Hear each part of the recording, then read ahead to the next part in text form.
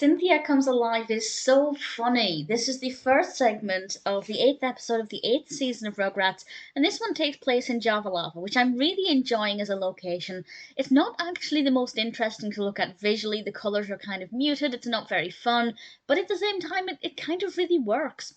And Angelica has this new cool teenage Cynthia doll. I have to say, the design of it looks really cool. I don't know if we'll only see this Cynthia going forward or if she'll revert back to her classic for the most part, but I like the design of it. And it just so happens that there's a teenager working at Javalava called Cindy who looks a lot like cool teen Cynthia. And the babies believe that Cindy is actually Cynthia come to life. And they realize that they have to turn her back into a toy. And the way they decide to do this is so funny. The first thing they want to do is pull her belly button ring.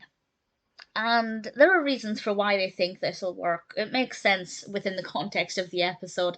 But when they started to approach her to pull her belly button ring, I genuinely thought, what on earth is going to happen here? It was so unpredictable and so bizarre, and Cindy's response to the babies was just so funny. I had a lot of fun with this episode. They then try various other things, and it's really amusing. I also just love the concept of toys coming to life, which is what the babies think has happened. They could have done a bit more with that, or I would have liked to have seen maybe other toys coming to life. Maybe they'll explore that in other episodes.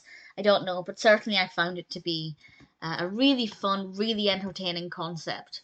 What's also really interesting is that Cindy is not a nice character, and it's not typical for the adult or older characters to be not good, because usually the older characters are people to whom the babies can go if they have problems or if they need help with something. So to have an older character who's just completely useless and a terrible worker is a little different. It's not that we never see that. Sometimes the antagonists are adults, but it's quite unusual, and I think it worked very, very well. Really entertained with how the babies approached their toy turtle at the end of the episode. I won't say exactly what happens, but I had a lot of fun with it. It's a very well written episode, it's well animated. It may not be the most interesting setting, but there's just something about Javalava. I guess because it's a little different, it just works really well. Although it does make me wonder why you'd put your child in a playpen at Javalava.